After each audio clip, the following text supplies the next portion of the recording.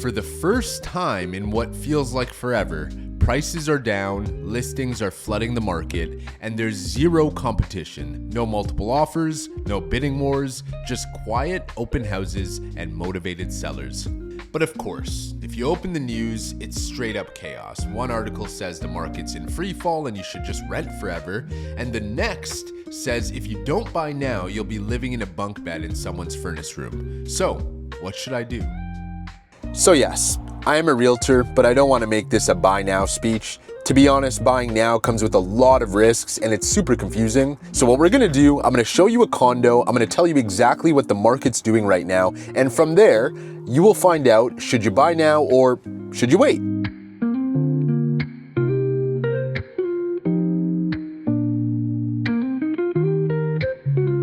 There's this condo that I saw on MLS that I think will bring some great context to you about what's been going on in this market. Okay, we're in a 1+1 bedroom condo with 1 bathroom. It's about 600 and some square feet in City Place. Hardwood floors throughout. It's honestly perfect for a first-time home buyer. It has a modern kitchen, floor-to-ceiling windows off the living room, and it even has like a den that you can use as a second bedroom or a cool home office. During the peak market, this would have easily sold for nearly $700K. I sold this exact same floor plan in December for $605,000, and now it's on sale for $574,000. And you wonder why? This is because of interest rates skyrocketing, immigration policy changing, and economic uncertainty around Ontario. That is a 14% decline. 14% decline in real estate is huge, and this is just one of many examples on the market right now. So let's rewind to February 2022, the absolute peak. If you were a buyer back then, it literally felt like you were walking into war. Rates were low, supply was non-existent, and every listing had a lineup of desperate buyers tossing bully offers like grenades. You weren't shopping for a home here, you were basically competing in a high-stakes auction with no rules. Rates were dirt cheap, which meant buyers had more spending power, and people were taking full advantage of this.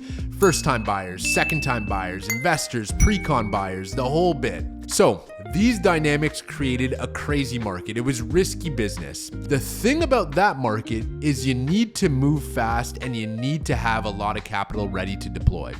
I'm not going to get too deep into it, but let's just say you bid on a home back then, and let's just say the property was listed at $1 million. To get that home, you'd be competing and you'd have to bid over the asking price. So let's say you won the bidding war and you ended up paying 1.2 for it.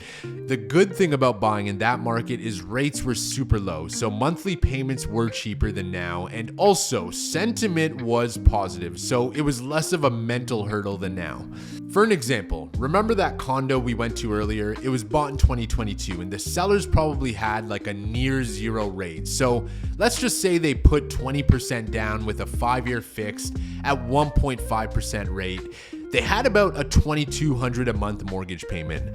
For the same property, if it sold today around, let's just say what it was listed for, I think it was $578. With today's rates, the monthly payment would be about $2,700 a month.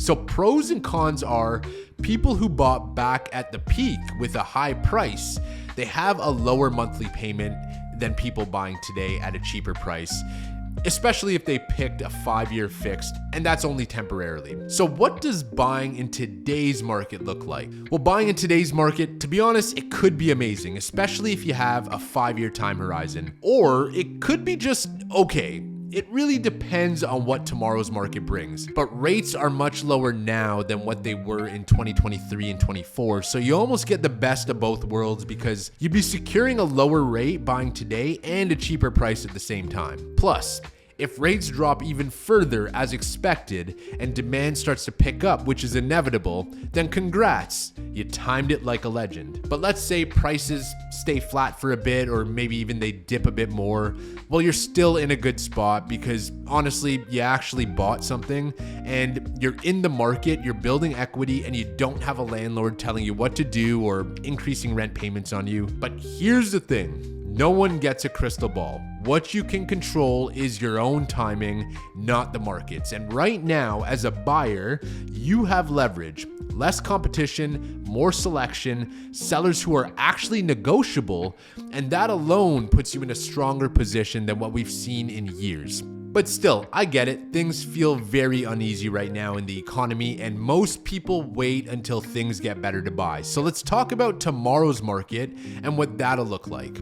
So prices have been declining for a while now, and personally, I think they may continue to do so before we see supply get absorbed. However, demand can flip on a dime. I don't think it'll get back to 2021 anytime soon, but there will be a point where buyers wake up and start to buy. So if you wait for that moment, which could be coming soon, who knows, maybe the fall market, then you'll be buying in a competitive market. But if I can give you one piece of advice, buy when you're ready. Buy something you actually like and hold it long term.